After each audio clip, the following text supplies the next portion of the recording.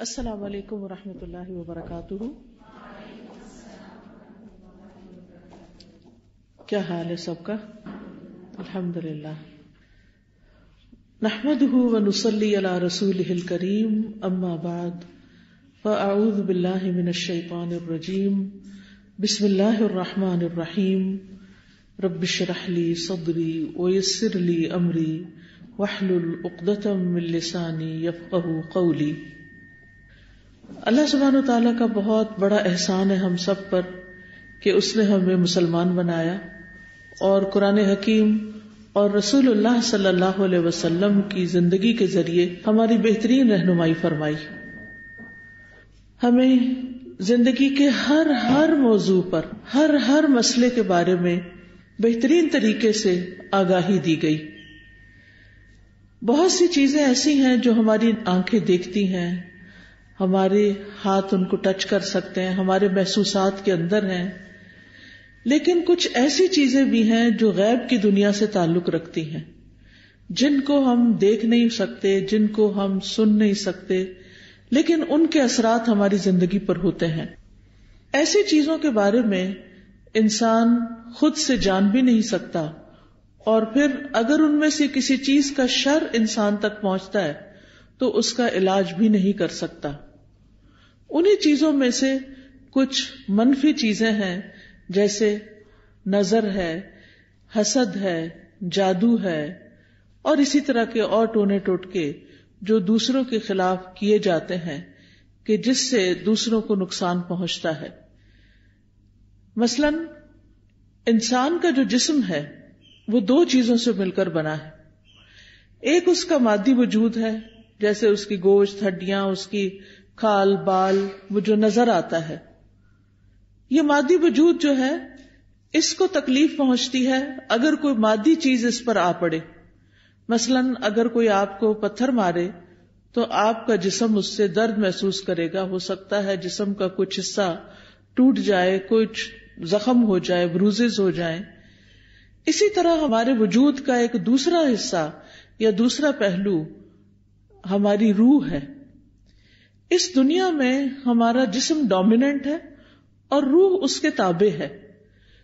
کچھ ایسی چیزیں ہیں کہ جو جسم پر نہیں روح پر اثر انداز ہوتی ہیں، اور جب وہ روح پر اثر انداز ہوتی ہیں تو روح ان سے متاثر ہوتی ہے، روح بیمار ہو جاتی ہے، روح دکھی ہو جاتی ہے، اور اس سے بھی انسان بیمار پڑ جاتا ہے. تو عمومی طور پر ہم جسمانی بیماریوں کا علاج تو کر لیتے ہیں کیونکہ وہ نظر آ رہی ہوتی ہیں. کسی کو زکام، کھانسی، نزلہ، بخار، ایسی کوئی تکلیف ہوتی ہے تو وہ کچھ کھاتا ہے، کوئی دوا لیتا ہے، کوئی ہربل چیز لیتا ہے، کوئی ویسے یعنی علاج اپنا کراتا ہے تو انسان صحت مند ہو جاتا ہے. لیکن بعض اوقات جو چیزیں ہماری روح پر اثر انداز ہوتی ہیں ان کو ہم نہ دیکھ پاتے ہیں، نہ ہمیں سمجھ آتی ہے. تو بہت دفعہ ایسے ہوتا ہے کہ ہم جب بیمار پڑتے ہیں تو اس کا سبب ہمیں معلوم نہیں ہوتا. یہ جو جادو ہوتا ہے، سحر بھی نظر نہ آنے والی چیز ہے. یعنی ایسی چیز جس کے اثرات تو نظر آ رہے ہیں لیکن اس کے اسباب نظر نہیں آ رہے، یعنی جس کا سبب مخفی ہوتا ہے. ایسی بیماری کہ جس کا سبب مخفی ہوتا ہے.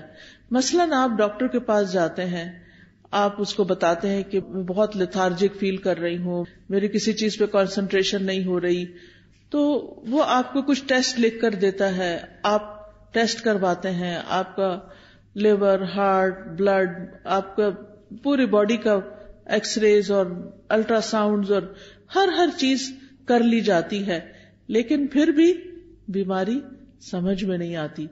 تو ایسے میں انسان سوچتا ہے کہ پھر کیا چیز ہے کہ جو اس کے اوپر اثر انداز ہو رہی ہے، اور اس اثر میں انسان بعض اوقات بیمار ہوتا ہے، نقصان اٹھاتا ہے، تکلیف اٹھاتا ہے، لیکن وہ کچھ کر نہیں پاتا. ہمارے دین نے ہمیں ان چیزوں سے بچاؤ کے لیے بہترین رہنمائی فراہم کی ہے. قرآن مجید سے بھی ہمیں بہترین طریقے سے پتہ چلتا ہے اور سنت رسول صلی اللہ علیہ وسلم سے بھی ہمیں پتہ چلتا ہے. تو وہ بیماریاں جو عام طور پر انسان کی روح پر اثر انداز ہوتی ہیں اور پھر جسم تک منتقل ہوتی ہیں، ان بیماریوں کی اسباب میں حسد اور نظر اور جادو ہے۔ حسد جو ہے وہ کیا چیز ہے؟ حسد سے مراد یہ ہوتی ہے کہ دوسرے آدمی پر اللہ عز و جل کی جو نعمت ہے وہ ختم ہو جائے۔ یعنی اگر کسی کو کوئی نعمت ملی ہے، کوئی اولاد کی شکل میں یا شکل و صورت کی شکل میں یا کسی عہدے کی شکل میں، تو اس وقت انسان کو یعنی دوسرے لوگ دیکھ کر خوش نہ ہوں اور وہ یہ چاہیں کہ یہ نعمت کسی نہ کسی طرح ختم ہو جائے۔ اور بعض اوقات جو حاسد ہوتا ہے وہ یہ نہیں چاہتا کہ اس کو وہ نعمت ملے یا نہ ملے، لیکن وہ یہ ضرور چاہتا ہے کہ دوسرے شخص سے وہ نعمت زائل ہو جائے۔ حسد جو ہوتا ہے وہ دو طرح کا ہوتا ہے، ایک حقیقی حسد ہوتا ہے اور ایک مجازی حسد ہوتا ہے۔ حقیقی یہ ہے کہ نعمت والے سے اس کی نعمت کے ختم ہونے کی خواہش کرنا، اور مجازی حسد یہ ہوتا ہے کہ انسان اس جیسی نعمت کی آرزو کرتا ہے لیکن یہ نہیں چاہتا کہ دوسرے سے ختم ہو جائے۔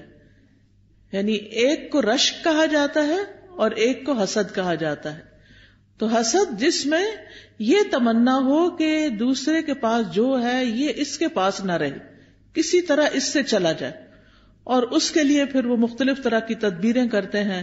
عام طور پر جو تدبیر کی جاتی ہے وہ جادو وغیرہ سے کی جاتی ہے، لیکن یہ کہ جادو کے علاوہ حسد کی جو نظر ہوتی ہے وہ جب دوسرے پہ ڈالی جاتی ہے تو بعض اوقات اس کی روح پر اور اس کی نعمتوں پر برے اثرات پڑتے ہیں، لیکن یہ بھی اللہ کے اذن سے ہوتا ہے۔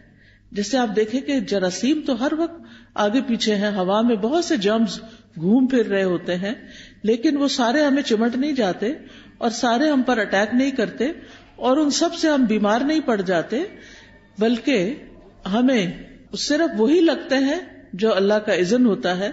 اور آپ نے دیکھا ہوگا کہ بعض اوقات جب ایک وبا پھیلتی ہے، ایک بیماری عام ہوتی ہے، تو ہر شخص نہیں بیمار پڑتا، اکثر لوگ پڑ بھی جاتے ہیں لیکن سب کے سب 100% بیمار نہیں ہوتے۔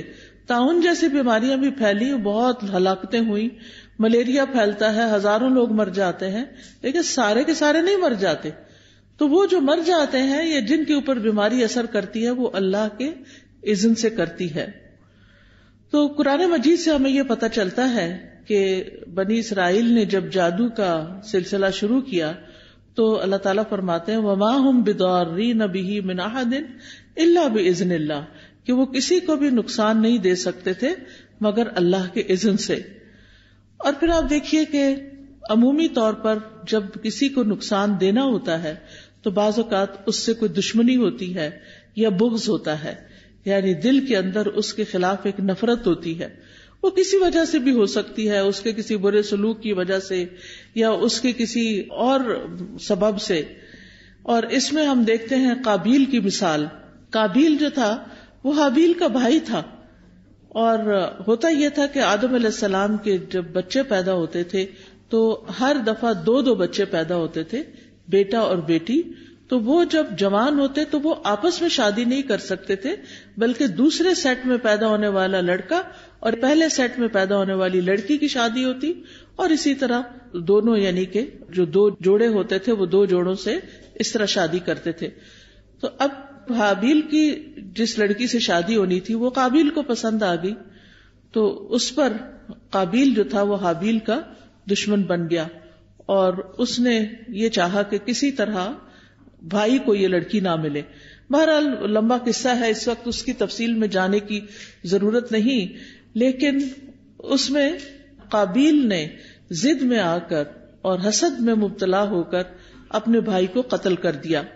بعض اوقات حسد کا سبب عزت اور غلبہ پانا ہوتا ہے کہ میں دوسرے کو کنٹرول کر لوں یا دوسرا کسی طرح ختم ہو جائے، اور اس کی مثال عبداللہ بن ابی کی ہے کہ جو نبی صلی اللہ علیہ وسلم کا بہت بڑا حاسد دشمن تھا، اور وہ کسی بھی موقع پر کوئی بری باتیں کرنے سے چوکتا نہیں تھا۔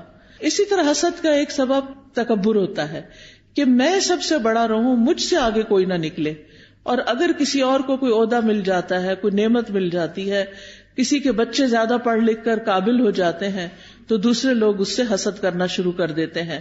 اور اس کی مثال شیطان کی مثال ہے کہ شیطان کا بڑا ایک مقام تھا، یعنی شیطان بننے سے پہلے بڑا عبادت گزار تھا اور بہت اس کا نام تھا. لیکن جب اس نے یہ دیکھا کہ آدم کو سجدہ کروایا گیا ہے تو وہ حسد کا شکار ہو گیا، اور اس نے کہا کہ یہ کیسے ہو سکتا ہے کہ جو مٹی سے بنا ہو اس کو سجدہ کروایا جائے اور مجھے بھی کہا جائے کہ میں اس کے آگے جھک جاؤں. تو اس نے کہا تھا کہ میں بہتر ہوں، مجھے آگ سے پیدا کیا گیا اور اس کو مٹی سے بنایا گیا، میں اس کے آگے نہیں جھکوں گا.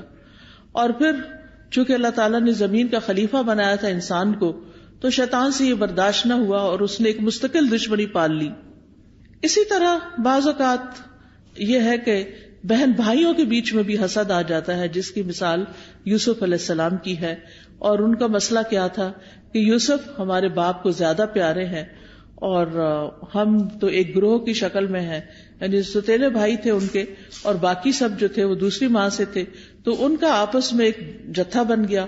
اور یوسف علیہ السلام کی والد صاحب کو جو ان سے محبت تھی وہ ان سے برداشت نہ ہوئی، تو انہوں نے یہ سوچا کہ جا کے ان کو کہیں قتل کر دیتے ہیں، ختم کر دیتے ہیں تاکہ یہ والد کی نظروں سے ہٹ جائیں. اور اس طرح انہوں نے جا کر ان کو کنویں میں پھینک دیا. اسی طرح بعض اوقات ایک سبب یہ بھی بنتا ہے حسد کا کہ انسان اپنے لیے بڑے مرتبے کی خواہش کرتا ہے، اور اس میں انسان کا اپنا نفس ہی اتنا خبیث اور بخیل ہوتا ہے کہ وہ کسی دوسرے کی نعمت، کسی کی بڑائی، کسی کی قابلیت، کسی کا حسن، کسی کا علم، کسی کا مال و دولت برداشت نہیں کر سکتا. تو آپ دیکھیے کہ جو آسمان پر سب سے پہلا گناہ ہوا تھا وہ حسد ہی کا تھا، کہ ابلیس نے حسد کیا تھا. حسد کی ابتدا اس سے ہوئی. پھر اس کے بعد زمین پہ آنے والا پہلا قتل بھی حسد ہی کی بنا پر قابیل سے ہوا تھا.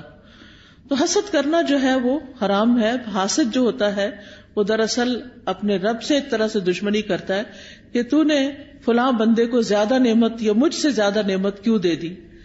پھر اسی طرح وہ رب کی تقسیم پہ ناراض ہوتا ہے اور وہ کسی طرح برداشت نہیں کر سکتا.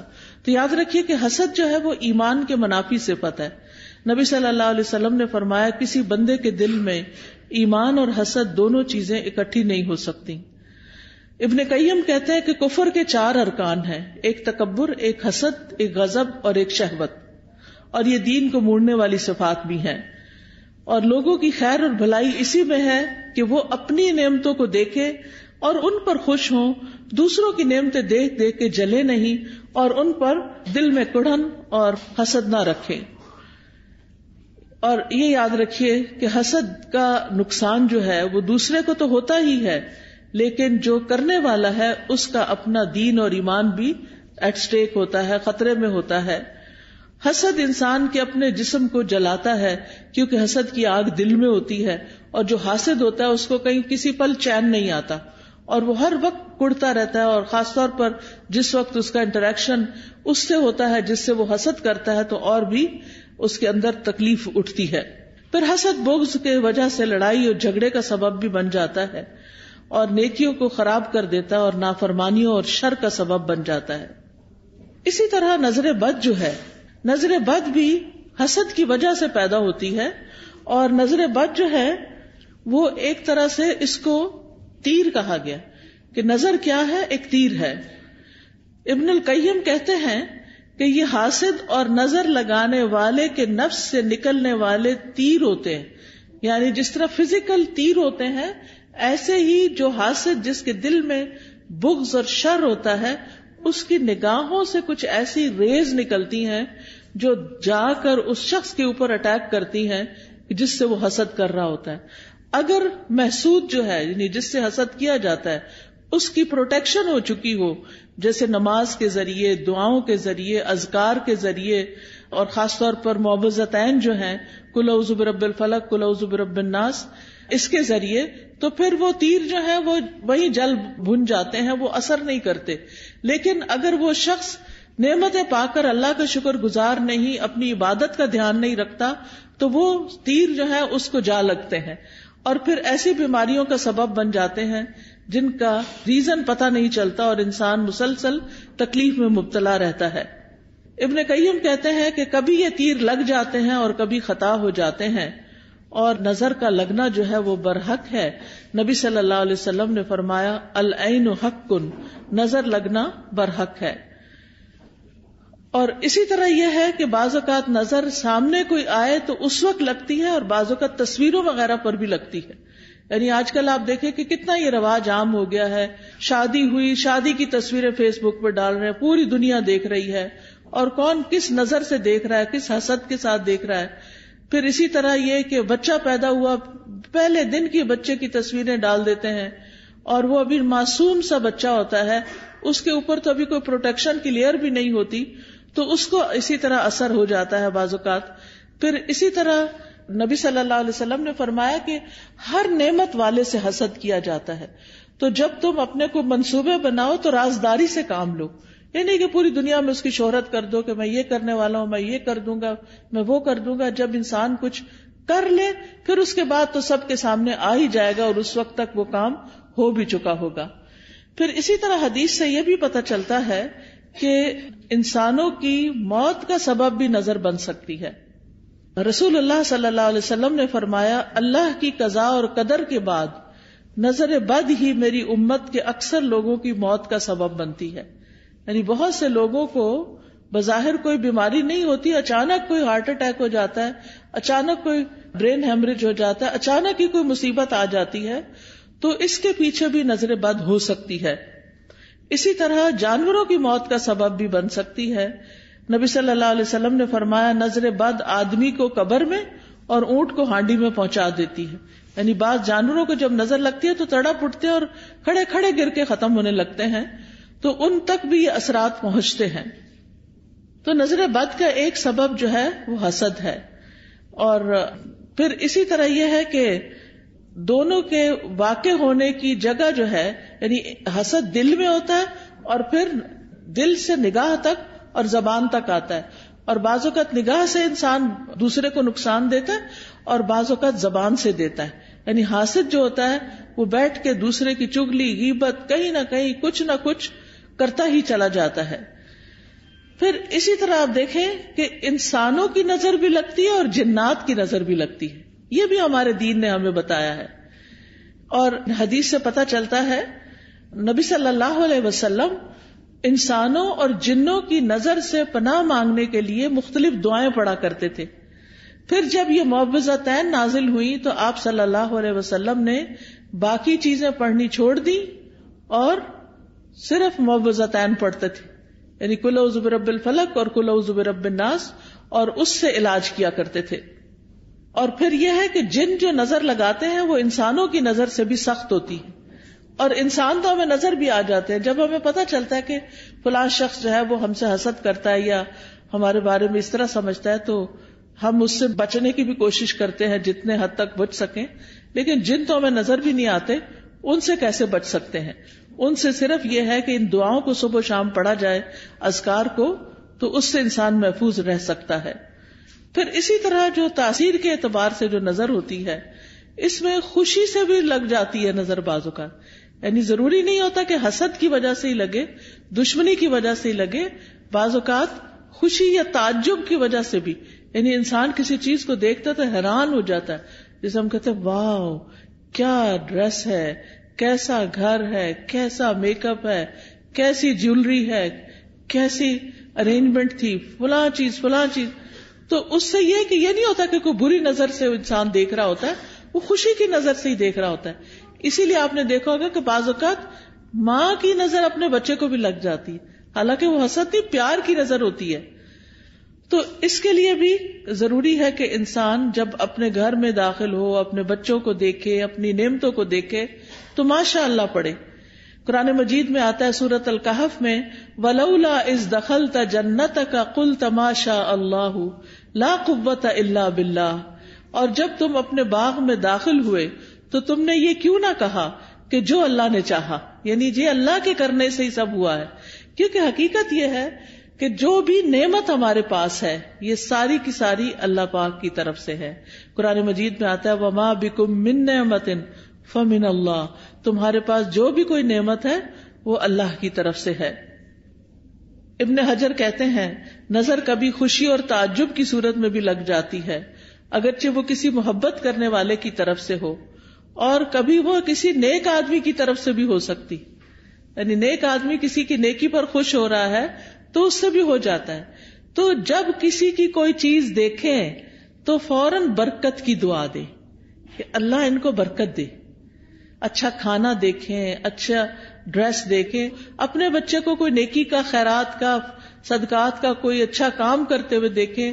اس سب چیزوں پر ہم کیوں ایسا کرتے ہیں؟ بچہ پیدا ہوتا ہے ہم کہتے ہیں مبارک دینی ہے، کوئی حج پہ جاتا ہے تو ہم واپس آتا ہے تو ہم اس کی مبارک دیتے ہیں، کسی کی شادی ہوتی ہے تو ہم مبارک دیتے ہیں، کسی کا بزنس اچھا فلرش کر جاتا ہے تو اس پہ مبارک دیتے ہیں، کبھی کسی کے جاب اچھی لگ جاتی ہے، کسی کو کوئی عہدہ ملتا ہے تو اس کو مبارک دیتے ہیں.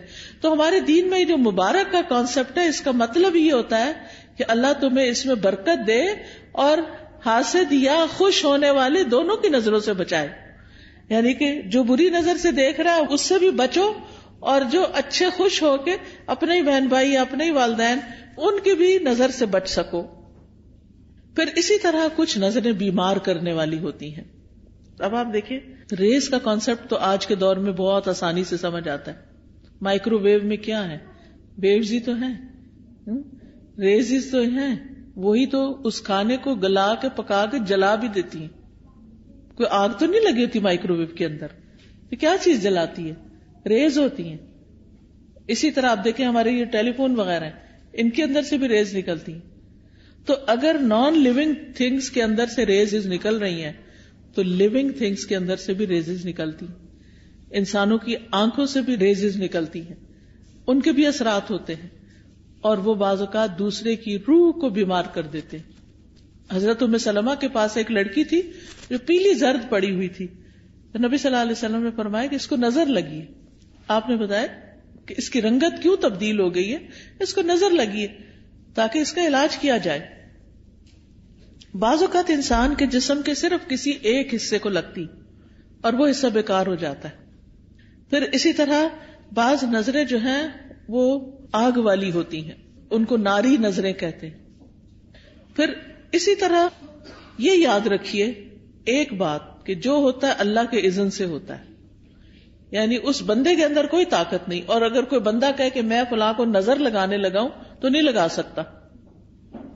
اچانک لگ جائے اور بات ہے، خود سے کوئی نہیں لگا سکتا، کیونکہ اس میں بھی جو ہوتا ہے اللہ کے اذن سے ہوتا ہے. پھر آپ دیکھیے قرآن مجید میں آتا ہے وَمَا أَصَابَ مِن مُّصِيبَةٍ إِلَّا بِإِذْنِ اللَّهِ وَمَن يُؤْمِن بِاللَّهِ يَهْدِ قَلْبَهُ وَاللَّهُ بِكُلِّ شَيْءٍ عَلِيمٌ. جو مصیبت بھی آتی ہے اللہ کے اذن سے آتی ہے، اور جو شخص اللہ پر ایمان لائے تو اللہ اس کے دل کو ہدایت بخش دیتا ہے، اور اللہ ہر چیز کو جاننے والا ہے. عبداللہ بن مسعود نے اس آیت میں وَمَن يُؤْمِن بِاللَّهِ يَهْدِ قَلْبَهُ کے بارے میں کہا کہ یہ وہ شخص ہے کہ اگر اس پر کوئی مصیبت آ پڑے تو وہ اس پر بھی راضی رہتا ہے، بلکہ سمجھتا ہے یہ اللہ کی طرف سے آئی ہے، اللہ ہی کاٹے گا. دوسری بات یہ یاد رکھیے کہ نظر لگنا تقدیر کا حصہ ہے. جیسے انسان کا کوئی ایکسیڈنٹ ہو جاتا ہے، حادثہ ہو جاتا ہے، کوئی تکلیف آتی ہے، تو یہ بھی تقدیر کا ایک حصہ ہوتا ہے. اس وقت انسان کو سوچنا چاہیے اگر کوئی چیز ہو جائے تو قُل لَن يُصِيبَنَا إِلَّا مَا كَتَبَ اللَّهُ لَنَا، کہ ہمیں کوئی چیز نہیں پہنچ سکتی مگر جو اللہ نے ہمارے لیے لکھ دی. یہ اللہ نے ہمارے لیے لکھا ہوا تھا اس لیے ہو گیا، تو یہ اللہ کی طرف سے آئی ہے. کیونکہ ہم فوراً لوگوں کو بلیم کرنے لگتے ہیں، وہ فلاں آئی تھی نا اس لیے یہ ہوا ہے، فلاں نے ایسا کیا، فلاں وہ تو ایک سبب بنا. تو لوگوں کو بلیم کرنے کی بجائے یہ سوچے یہ میری تقدیر میں تکلیف لکھی تھی اس لیے آ گئی. تیسرا بڑا سبب اذکار اور تلاوت قرآن اور نمازوں کی پابندی نہ کرنا، اس سے نظر لگتی ہے، اس سے یہ شیطانی اثرات حملہ آور ہوتے ہیں. کیونکہ ذکر جو ہے اللہ کا یہ ایسے ہی ہے جیسے قلعہ ہوتا ہے. جب انسان ذکر کرتا ہے تو وہ قلعے کے اندر چلا جاتا ہے، اور پھر قلعے کے باہر جو بھی دشمن ہوتا ہے وہ اس کے اوپر قابو نہیں پا سکتا. پھر اسی طرح امتحان اور آزمائش ہے انسان کی، کہ دنیا میں انسان آیا ہے، دنیا پھولوں کی سیج نہیں ہے، یہ دنیا امتحان کے لیے ہے، آزمائش کے لیے ہے. قرآن مجید میں اللہ تعالیٰ فرماتے ہیں تبارک الذی بیدہ الملک وہو علی کل شیء قدیر الذی خلق الموت والحیاۃ لیبلوکم ایکم احسن عملا. بہت بابرکت ہے وہ جس کے ہاتھ میں پوری کائنات کی بادشاہت ہے اور وہ ہر چیز پہ قدرت رکھتا ہے. اس نے موت اور زندگی کو بنایا تاکہ تمہیں آزما کر دیکھے تم میں اچھے کام کون کرتا ہے. تو ہر ایک کا یہ ٹیسٹ ہے اس دنیا میں کہ وہ کر کیا رہا ہے، اور یہ ٹیسٹ ہر لمحے ہو رہا ہے کہ ہم اپنی زندگی گزار کیسے رہے، ہم کون سا کام کیسے کر رہے ہیں. تو یہ امتحان اور آزمائش ہے. قرآن مجید میں اللہ تعالیٰ فرماتے ہیں وَلَنَبْلُوَنَّكُمْ بِشَيْءٍ مِّنَ الْخَوْفِ وَالْجُوعِ وَنَقْصٍ مِّنَ الْأَمْوَالِ وَالْأَنفُسِ وَالثَّمَرَاتِ وَبَشِّرِ الصَّابِرِينَ الَّذِينَ إِذَا أَصَابَتْهُمْ مُصِيبَةٌ قَالُوا إِنَّا لِلَّهِ وَإِنَّا إِلَيْهِ رَاجِعُونَ. اور ہم ضرور آزمائیں گے تمہیں، یعنی اللہ تعالیٰ کا وعدہ ہے کہ وہ آزمائش میں ڈالے گا، کیونکہ دنیا میں امتحان کے لیے بھیجا ہے تو کسی نہ کسی جگہ سے امتحان تو ہوگا. کیا دیکھنے کے لیے کہ اچھا کام کون کرتا ہے، اس آزمائش میں اچھا رویہ کون اختیار کرتا ہے.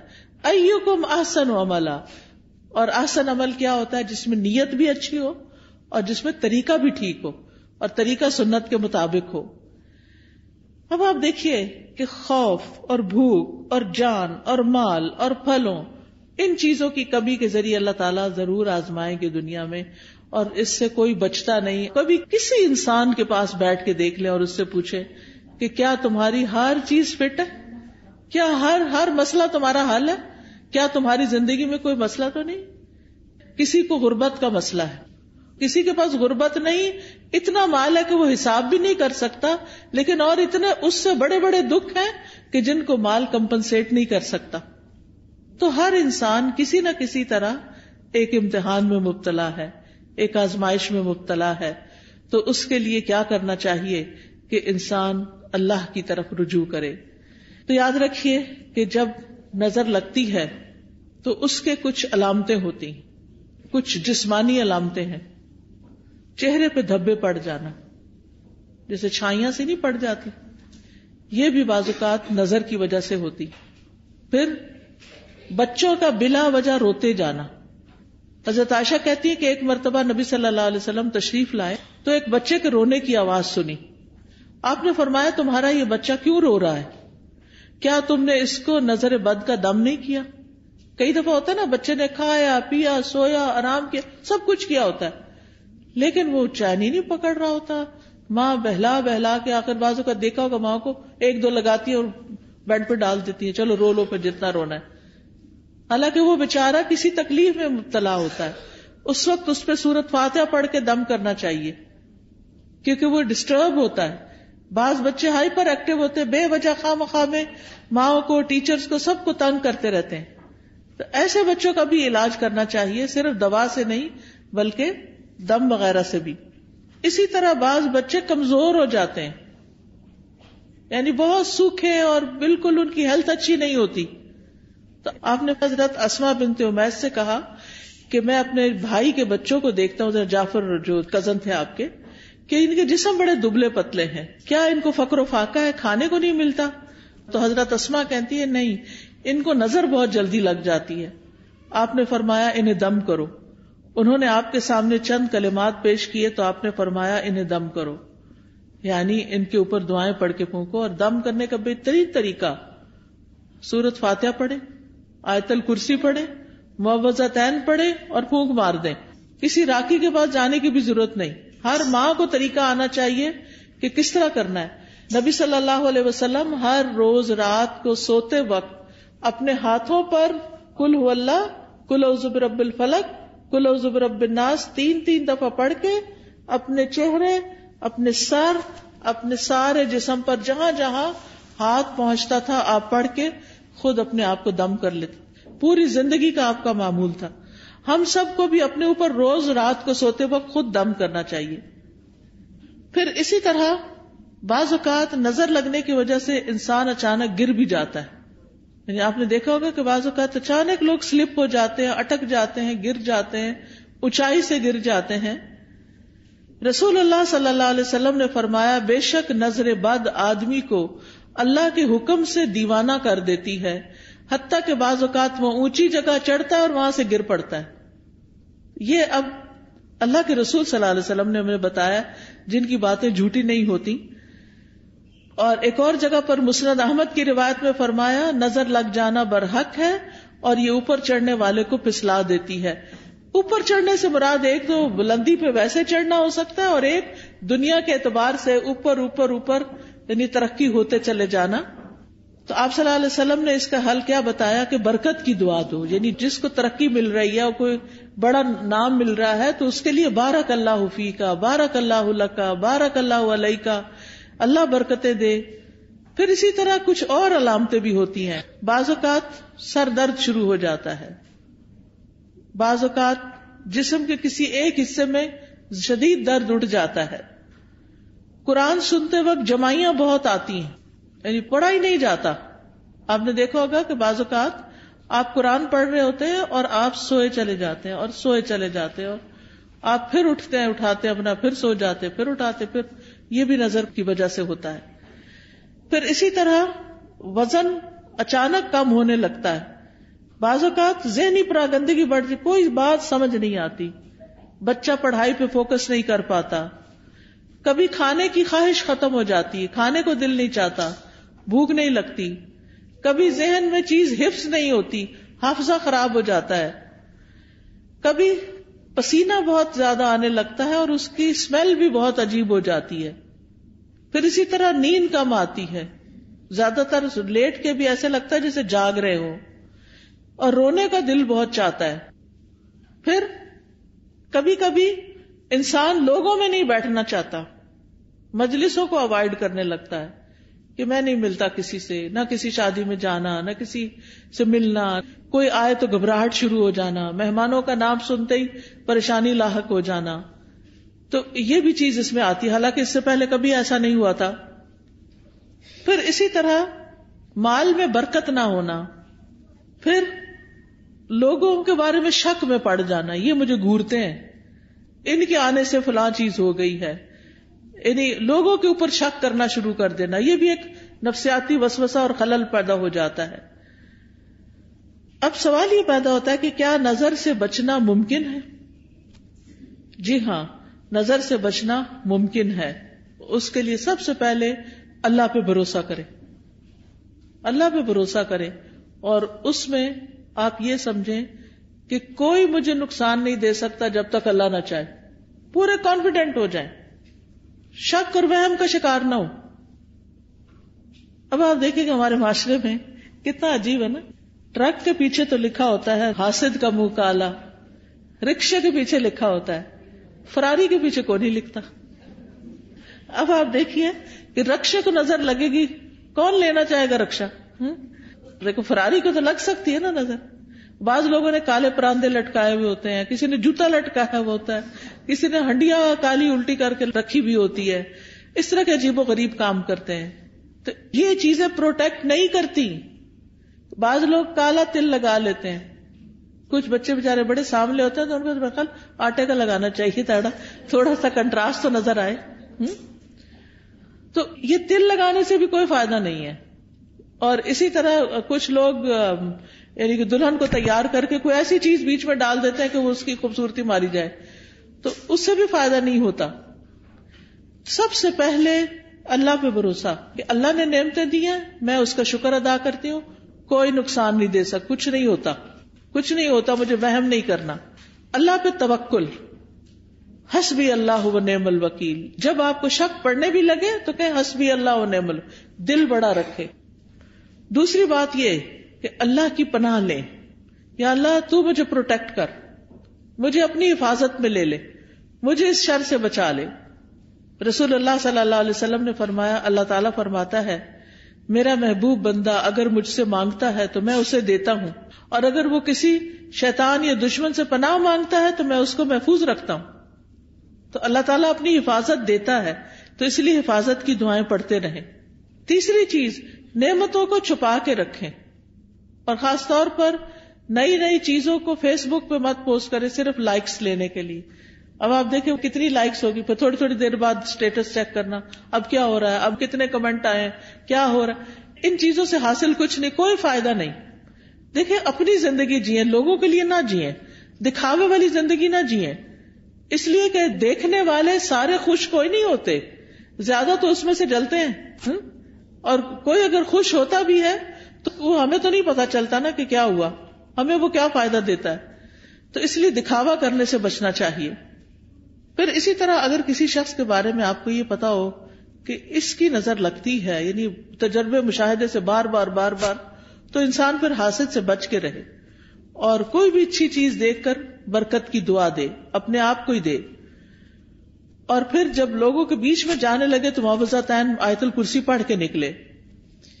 مال میں سے کچھ اچھا لگے تو ماشاء اللہ لا قوت الا باللہ. پھر اگر مال کے علاوہ کچھ اور اچھا لگے تو بارک اللہ فیک. دنیا کی کوئی چیز اچھی لگ رہی ہے اور دل میں آ رہا ہے کہ اس کو کیوں مل گئی، تو سوچیں یہ تھوڑے دن کے لیے، تو انسان کے اپنے دل سے وہ جلن ختم ہو جائے گی. پھر اگر کوئی شخص بیمار ہو، مصیبت میں ہو، تو اس وقت دعا پڑھنی چاہیے، الحمدللہ الذی عافانی مما ابتلاک بہ وفضلنی علی کثیر ممن خلق تفضیلا. پھر اسی طرح شرکیہ کاموں سے بچنا چاہیے، یعنی کسی اونٹ کے گلے میں کوئی تانت باندھ دینا، کوئی تعویذ لٹکا دینا. آپ صلی اللہ علیہ وسلم نے ان کو کاٹنے کا حکم دیا. یہ چیزیں پروٹیکٹ نہیں کرتی، یہ شرکیہ عمل ہو جاتا ہے، اس سے بچنا چاہیے.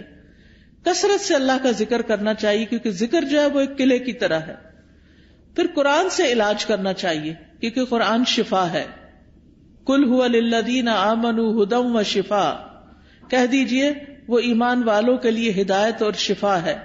وَنُنَزِّلُ مِنَ الْقُرْآنِ مَا هُوَ شِفَاءٌ، اور ہم قرآن میں وہ چیز اتارتے ہیں جو شفا ہے.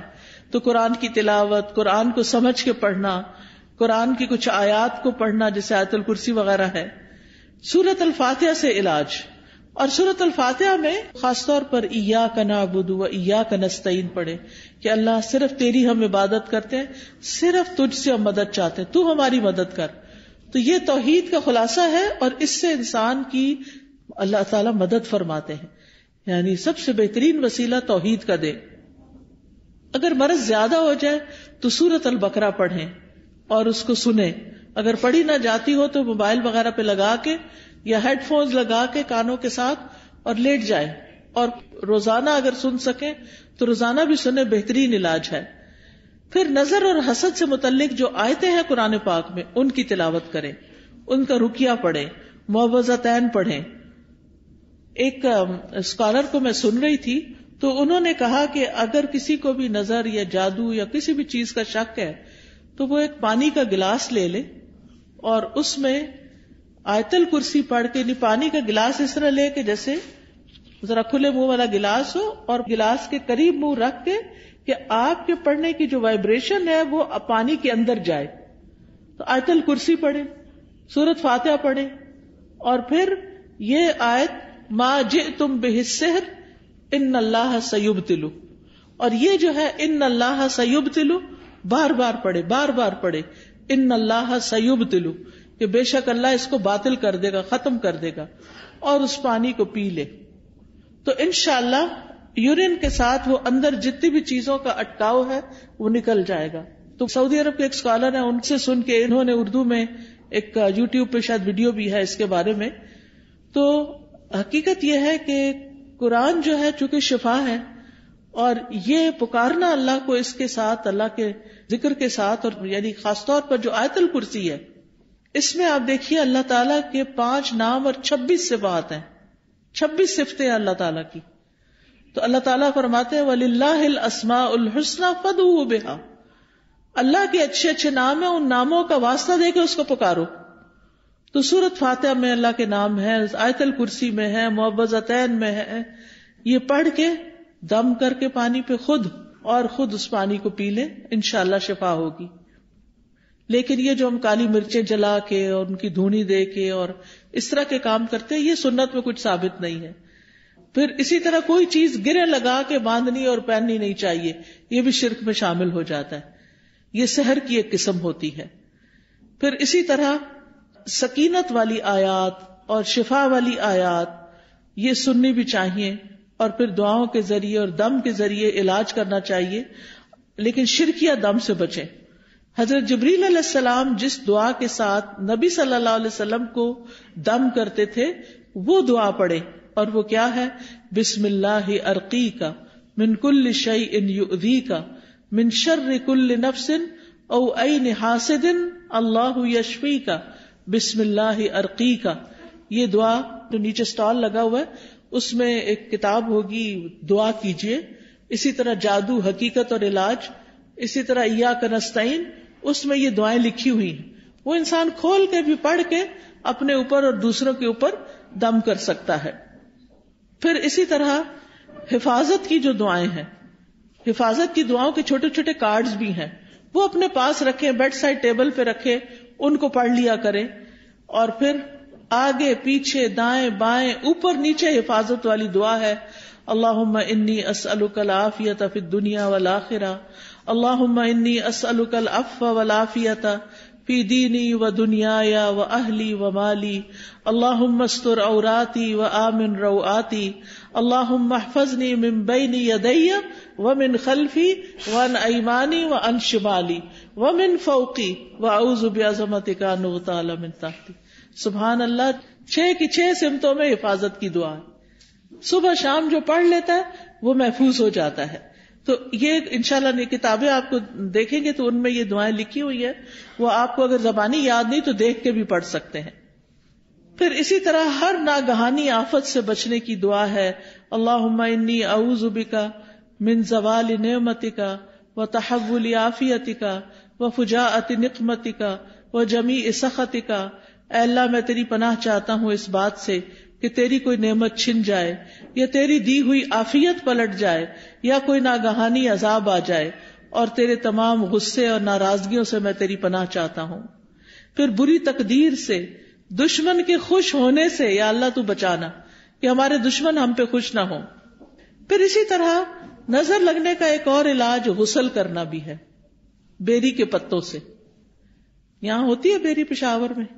جی، یہ جو چھوٹے بیروں والی بیری ہوتی ہے نا، اس کے 7 پتے لے لیں، 7 فریش پتے لے کے ان کو دھو کے ان کو گرائنڈ کر لیں، چاہے تو سل بٹے پہ، چاہے لنگری میں، چاہے آپ اس کو گرائنڈر میں اس کو ڈالیں، پانی کا گلاس ڈالیں اور اس کو شیک کر لیں، شیک کر کے اس کے اوپر رقیہ شریعہ پڑھیں۔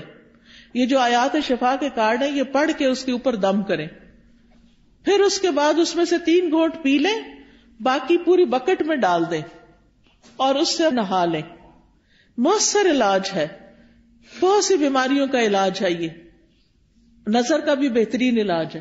بلکہ اپنے گھر میں پتے رکھنے ہی چاہیے، فریج میں ڈال کے رکھ دینا، اگر منگا کے آپ توڑوا کے کٹھے کافی ساری پیکٹ بنا کے اور اس کو زپ لاگ میں ڈال کے فریج میں رکھ دیں تو وہ مہینوں جو ہے وہ خراب نہیں ہوتے۔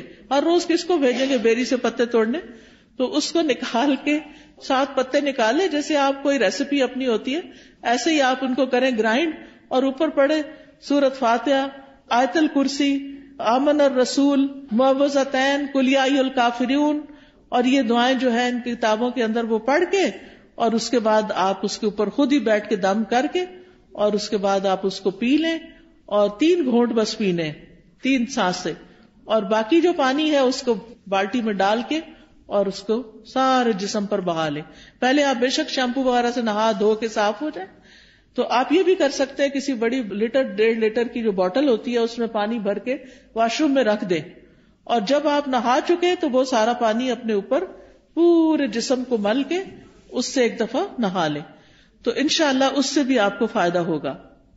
پھر اسی طرح یہ کہ جس کی نظر لگی ہو اس کا وضو کا پانی لے کے اس کو بھی جسم پر ڈالیں تو اس سے بھی نظر دور ہوتی ہے۔ پھر اسی طرح یہ ہے کہ اگر وہ پانی نہ دے وضو کا تو اس کا جھوٹا پانی جو ہے وہ بھی پی کر انسان کو فائدہ ہوتا ہے۔ پھر اسی طرح یہ ہے کہ قدرتی چیزوں سے بھی علاج کرنا چاہیے، زمزم کا پانی دم کر کے رکھ لیں اور اس کو پئیں۔ زمزم کے پانی سے نہا بھی سکتے، کوئی بےدبی نہیں ہے، کئی لوگ اس کو ایسے ہی سمجھتے کہ بےدبی، ایسا کچھ بھی نہیں ہے۔ زیتون کا تیل پینا جو ہے یہ بھی بڑا فائدہ مند ہے۔ جو کولڈ پریس ہوتا ہے نا زیتون کا آئل، ایک تو ہوتا ہے نا یہ جو لبوں وغیرہ میں ملتا نہیں، کولڈ پریس دبئی وغیرہ سے اچھا مل جاتا ہے. یہاں بھی شاید ہوں گی دکانیں جن پہ ایک ہوتا ہے ایکسٹرا ورجن، نہیں کولڈ پریس، جسے کچی گھانی کا نہیں کہتے. ہمارے ہاں جیسے یہ توریا اور یہ جو سرسوں، اس کا جو کچی گھانی کا تیل ہوتا ہے وہ خالص ہوتا ہے، اور جو مشینی قسم کا ہوتا ہے وہ اور ہوتا ہے. تو اسی طرح کچی گھانی کا زیتون کا تیل جو ہوتا ہے وہ زیادہ مؤثر ہوتا ہے. تو صبح کے وقت زیتون ایک چمچہ پی لیں اٹھ کے، جیسے آپ وضو کر کے آئے، آ کے ایک چمچہ زیتون کا پیئیں، پھر نماز وغیرہ پڑھیں. اس کے آدھے گھنٹے تک کچھ کھائیں پیئے نہیں، اور وہ نماز وغیرہ میں ذکر اذکار میں آدھا گھنٹہ گزر جاتا ہے. نبی صلی اللہ علیہ وسلم نے فرمایا کلوا الزیت وادہنوا بہ فانہ من شجرۃ مبارکۃ، زیتون کا تیل کھاؤ بھی اور لگاؤ بھی، کیونکہ یہ مبارک درخت ہے. قرآن مجید میں اس کو مبارک درخت کہا گیا ہے. پھر جسم پر زیتون یا کلونجی کا تیل ملنا، یہ بھی بیماریوں کو کم کرتا ہے. پھر اسی طرح دم کیا ہوا پانی جو ہے وہ ناک میں ڈالنا اور جھاڑنا، یعنی ایسے کر کے وضو جیسے کرتے ہیں ناک میں ڈال کے اس کو جھاڑے تو اس سے بھی اندر کی صفائی ہوتی ہے. شہد کھانا وہ بھی علاج ہے. کلونجی کے دانے نہار منہ کھانا 3 یا 7 یا 5. تلبینہ کھانا، اس سے غم دور ہوتا ہے. اجوا کھجور کھانا، حدیث میں آتا ہے کہ جو 7 اجوا کھجوریں کھا لے اس کو اس دن کوئی جادو زہر چیز اثر نہیں کرے گی. پھر اسی طرح سنا مکی، سنوت جو ہے، فرمایا یہ موت کے علاوہ ہر بیماری کا علاج ہے. سنا مکی جو ہوتا ہے وہ اگر اس کے پتے وغیرہ ہوتے ہیں، اگر کاوے کی طرح اگر آپ بنا کے اس کو پیئیں تو پیٹ کو بھی صاف کرتی ہے. پھر شہد، زیتون کا تیل، کلونجی کو ملا کے استعمال کریں، تینوں کو ہم وزن ملا لیں، اور یہ سارے زہر ٹاکسنز جو ہے نا جسم سے نکال دیتی.